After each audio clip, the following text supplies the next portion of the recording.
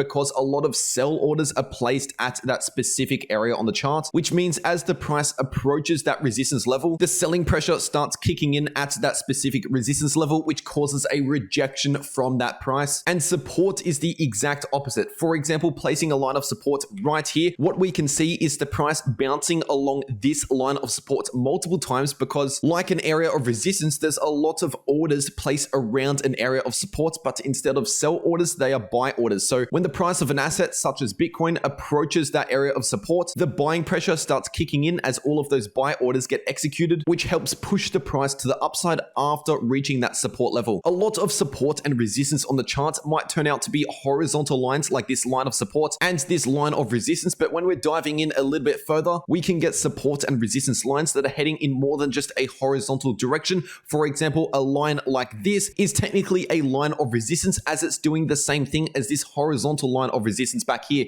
This is holding down the Bitcoin price because every single time the Bitcoin price approaches this level of resistance, we are getting a rejection from that line of resistance, which means that there's a lot of traders or investors taking a look at this specific line of resistance and placing their sell orders at that line so that the price cannot exceed that line. But we'll come back to these specific lines of resistance and also different lines of support later in this section because that is what we use to determine price patterns. But before getting into the patterns, we need to still talk about these horizontal lines of support and resistance because even though these horizontal lines of resistance and lines of support might look very basic, we can still implement these significant horizontal lines as a part of our trading strategies. Every individual's trading strategy will be slightly different, but a criteria of my trading strategy is to see at least 2 to 3 confirmed touch points at a specific price level in order to confirm that as a significant line on the chart. So if we just see one and only touch point along a specific price level, then that alone is not enough to determine this level as a significant level of resistance, unless perhaps it's the all-time high level. Usually we find a bit of resistance again when we're testing the all-time high as we're breaking into a new all-time high, but that's really the exception to this rule. Other than that, we definitely need at least 2 touch points in order to confirm a significant line. So for example, this line just here, we had 2 significant touch points along this line of resistance, and then the moment that the price came back up to this level of resistance, we got a perfect rejection from that level. And a similar thing happened back here with this line of support. We saw one massive bounce all the way back here, and then we saw a second touch point back here. So the moment the price came back for another test, a third test along this line, the price continued to find support with a bounce along this level, and even for a fourth time, we saw yet another perfect bounce from this line of support. So this is where we can start implementing this into our trading strategy. For example, if we already have a confirmed line of support with really 2 or more touch points, then it's quite likely that the price is going to reach some sort of turning point at that level again in the future. But nothing is guaranteed in these markets. For example, quite often, more often than not, these support and resistance levels eventually break, and that's when we need to look at confluence in the markets, different things happening around the same price levels. But I'll be talking about how confluence equals confidence to do with price patterns later in this section. But just for now, a simple example of a trading strategy to do with a horizontal line of support like this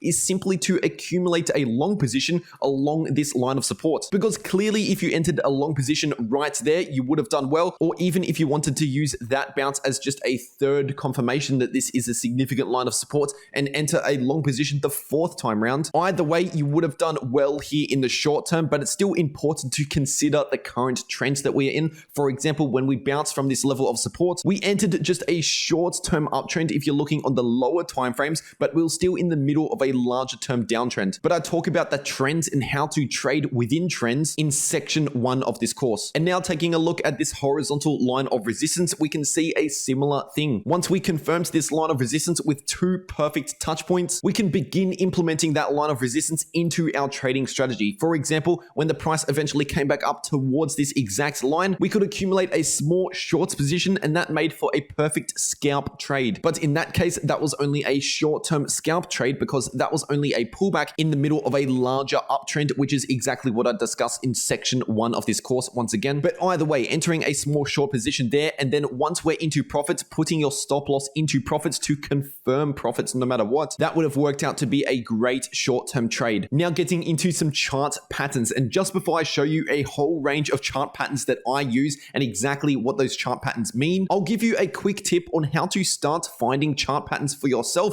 so that you can perform your own technical analysis without watching my updates. When you're in TradingView, you go up to the left column and open up the drop-down menu out of this second tool list just here, and that gives us a whole range of drawing tools. For example, that previous support and resistance horizontal line, I use this tool just here, the horizontal line, but now we're going to be using the trends line to map out some chart patterns. Over time, after developing more experience in these markets, chart patterns pop right out at you, and you won't even have to do what I'm about to show you. But when you're starting out, this is a useful tip to start finding chart patterns, and that is simply to connect different highs and lows on the chart using this trends line tool. So once you're selected the trends line, you click once, and then you take it wherever you want to, and then you click again to complete that drawing. And then we can always drag these ends around and edit how that trend line actually looks. But when you're doing this, an important thing to remember is we're looking for the most touch points along a specific line without that line being broken. Now, quite often you might get a few candle wicks above or below an important line. And while the candle wicks are still important, it's not as important if they're outside of a trend line compared to a candle close. This is an example of an incorrect trend line due to the fact that we've seen multiple candle closes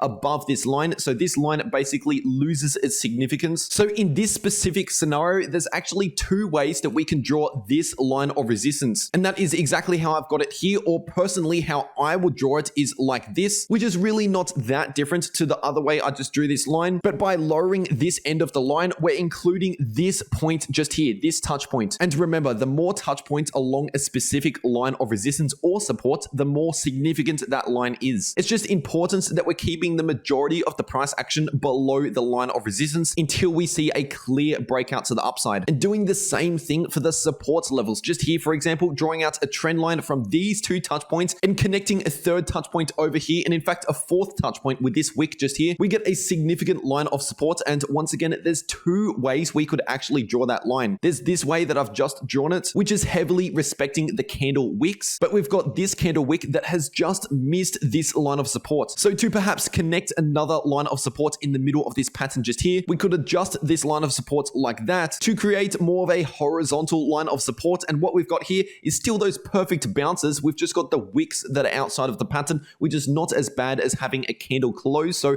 this is still a significant line on the chart. And by doing that, we've connected this candle wick and we've still got this bounce just here. The only thing is we've just disconnected this candle wick. So whether you're drawing the line of support like that or the line of support like that, either way, we're getting 4 touch points along this line, which means it's clearly a significant line to pay attention to. And once you start looking at these sloping lines of resistance and support, they begin to form price patterns like this one. And in just a moment, I'll go through an entire list of chart patterns that I use in my trading strategy. But just before we jump into all of those chart patterns, it's important to understand how to confirm a break of a significant line. For example, a breakout of a price pattern, or even a break above a significant line of resistance or support. One of the most common ways to confirm a break of a significant level is to look for a candle close on the other side of that significant level. Because remember, when we're drawing our significant lines on the chart, we need to make sure that there's no candle closes above resistance when we're drawing that line, or no candle closes below support when we're drawing that line. So that means that when we get a candle close on the other side of a significant line, let's just say this support line, for example, then in that case, that line is no longer support for the price. Because once we see that candle close below, then we've officially broken below that line of support. But the thing with candle closes is the fact that we have candle closes on all timeframes, even down to the 1 minute time frame. And even these quick wicks to the downside on the 1 minute time frame, we would have seen multiple candle closes below this significant line. But as I discussed in section 1 of this course, it's important to know the difference between different time frames. For example, the larger the time frame, the more significant the candle close. So when it comes to using a candle close to confirm a break of a significant level, I like to use the largest time frame that I can where this pattern is still visible. So for example, when we eventually zoom out big enough, let's just say the monthly chart, then this pattern is no longer visible at all. So even though a monthly candle close would be very significant, we can't actually use a monthly candle close in this case because this is not a pattern that's even visible on the monthly time frame. Instead, the daily time frame is probably the best time frame to confirm this pattern in particular, due to the fact that this pattern is clearly visible on the daily time frame, and any time frame smaller than the daily time frame would simply lose significance when it comes to the candle close. But that is only one confirmation method out of a total of 3 confirmation methods that I use within my trading strategy. The second confirmation method that I use within my strategy is to look at the volume indicator. I will be explaining this indicator in more detail in section 3 of this course in the indicators section, but it's still important to mention the volume indicator when it comes to a break of a significance level, because usually when we see a spike in volume like this, for example, that can act as strong confirmation that we have broken a significant line on the chart. If the price started to trade on the other side of that significant line without seeing any spike of volume coming in, if the volume just remained flat here, then that would be a sign to be skeptical of the break of this significance line. Because at one point here, at one point here, and at one point here, the price did trade on the other side of this line of support, but only for a short period of time, because remember, we got no candle close. And also at that stage, when we were starting to trade below that line of support, we got no volume coming in to confirm that the price was actually breaking that level. So we turned that break into yet another bounce to the upside from that level of support. And the third and final confirmation method that I use within my trading strategy is to look for a retest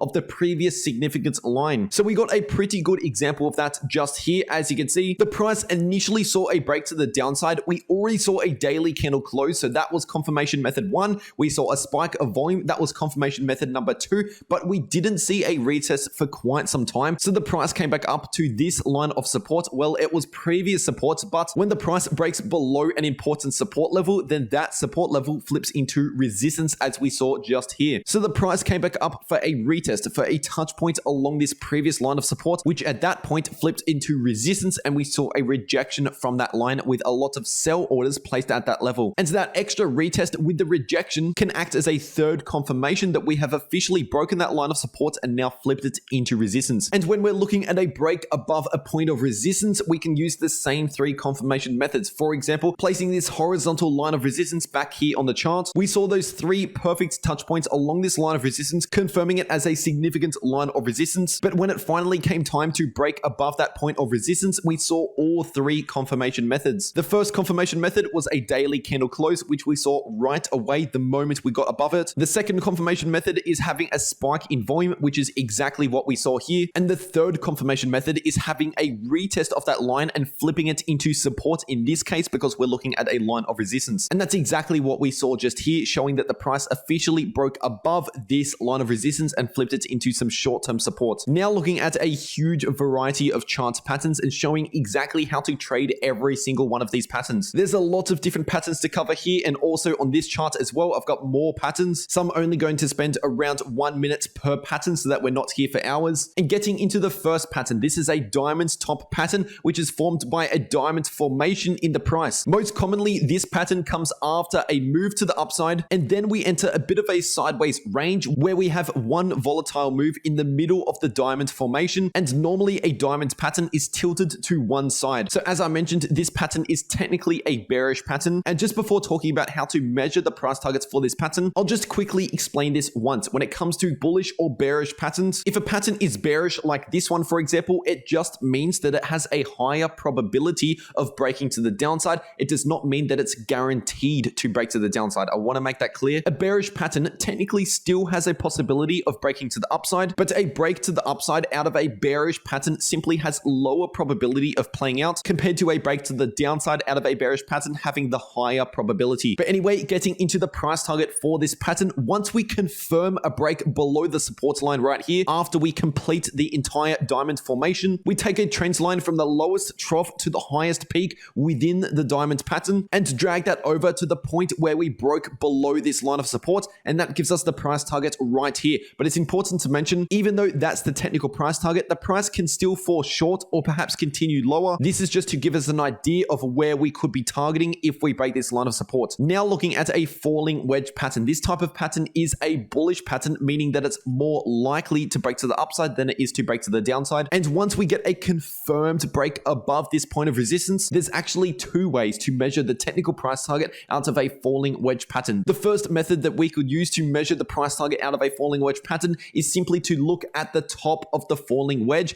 as the price target. And in this case, placing a horizontal line right at the top of the wedge, we hit this price target almost perfectly, and in fact exceeded it just a little bit. So that turned out to be a perfect trade. If you entered a long position the moment we confirmed the breakout just here, and then closed that long position at the price target, really you couldn't have gotten a much better trade. But there's a second way to measure the technical price target out of a falling wedge pattern, and that is to measure the opening width of the falling wedge pattern and drag that over to the point of the breakout. And as you can see here, that gives us a very similar price target in most cases, but it's just a second method to measure out the price target for this pattern. Now looking at a rising wedge pattern, this is the exact opposite to a falling wedge pattern. The beginners commonly confuse these two patterns because unlike a falling wedge pattern, a rising wedge pattern on the other hand is a bearish pattern, meaning that it's technically more likely to break to the downside. And once the price confirms a break below this level of support, then we can look at the price target for this pattern, and it's got a very similar method to measuring out the price target as a falling wedge pattern. So with a rising wedge pattern, once we break below the support, the target is basically the bottom of the wedge, but there's still the other method of measuring out the price target, which is taking that measurement from the opening width of this rising wedge pattern and bringing that over to the point of the breakout, and that gives us a very similar price target to the bottom of the rising wedge pattern. And so in this scenario, we did not reach that price target at first, but later on we came down to confirm this price target. Now looking at a bull flag pattern, this pattern usually occurs in the middle of an uptrend, and it's basically a consolidation range. Normally these patterns are either sideways or trending slightly to the downside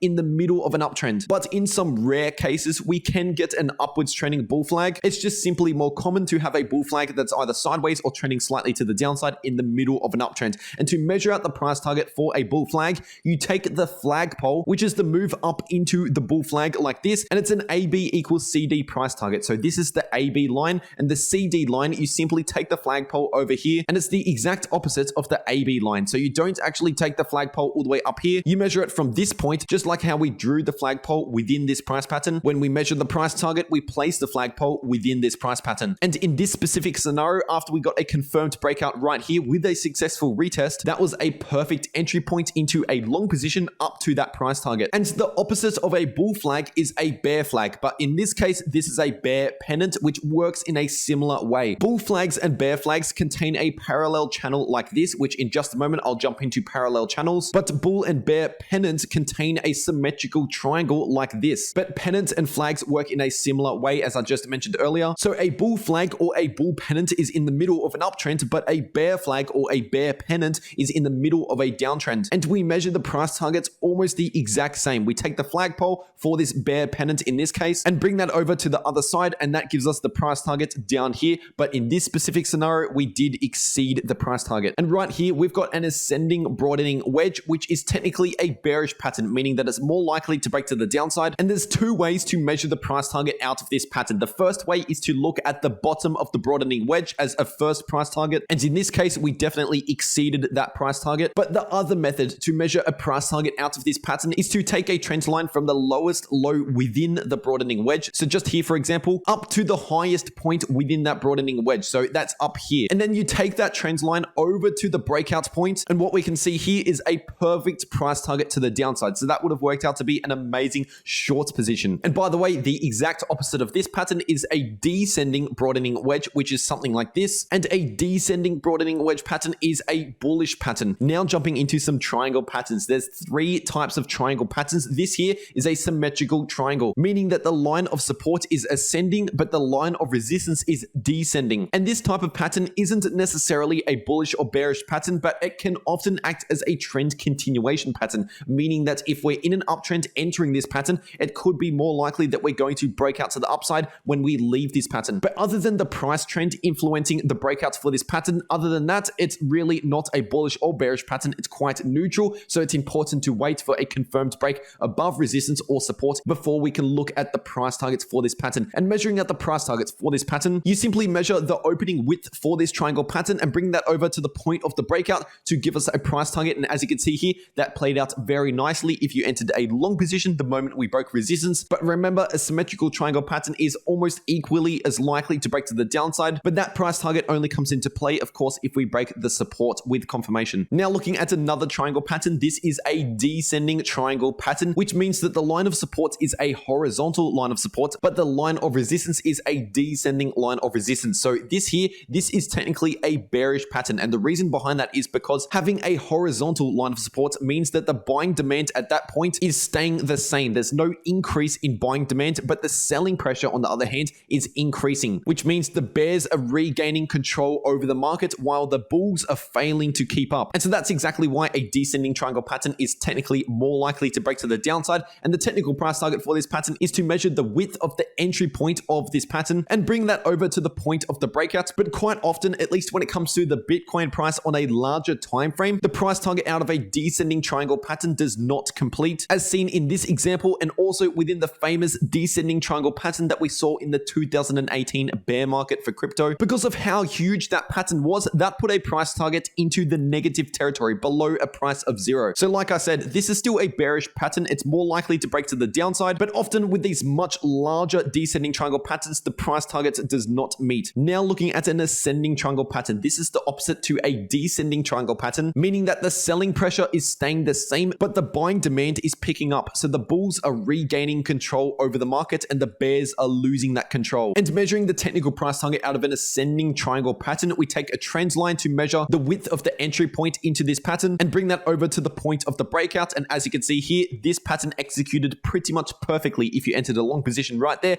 that took you straight into this price target and even higher. Now taking a look at a head and shoulders pattern. This pattern is determined by a left shoulder, a head, and a right shoulder. Unlike the other patterns so far, there's really no line of resistance to be holding down this pattern. We're only looking at this line of support, which is what's known as the neckline. And this type of pattern is a bearish pattern because it shows that the bulls are losing control over time, especially after we put in this lower high and confirm a break below the neckline. And measuring out the price target for a head and shoulders pattern, you look at the top of the head all the way down to the neckline, and you get that measurement just there, and you bring that over to the point where we break below the neckline, break below the support, and that gives us a price target down here, which in this specific scenario, we clearly met that price target and went even lower. So entering a short position as we broke that support line was a perfect short trade. And the exact opposite to a head and shoulders pattern is an inverse head and shoulders pattern. That's where we see a left shoulder, a head, and a right shoulder, but it's simply upside down, and the neckline is a line of resistance instead of a line of support. And an inverse head and shoulders pattern is technically a bullish pattern once we can break above the line of resistance. And so the way to measure out the price target is very similar to a head and shoulders pattern. We take a measurement from the head to the neckline and bring that measurement over to the point of the breakout, and that gives us a technical price target over here. And now taking a look at a parallel channel, this type of pattern is basically determined by two parallel support and resistance lines, as you can see here. And these type of parallel channels can be trending to the upside, they can be trending sideways, or trending to the downside. And they basically tell us at least the short-term trends that we are in. And the trading strategy that I use around parallel channels is simply to short the resistance and to enter a long position as we're bouncing along the support line. But of course, if we're in an upwards trending parallel channel, it is more profitable to enter long positions on the support than it is to enter short positions at the resistance. But as I said earlier, parallel channels can be trending to the downside, and in that case, it's more profitable to be entering into a short position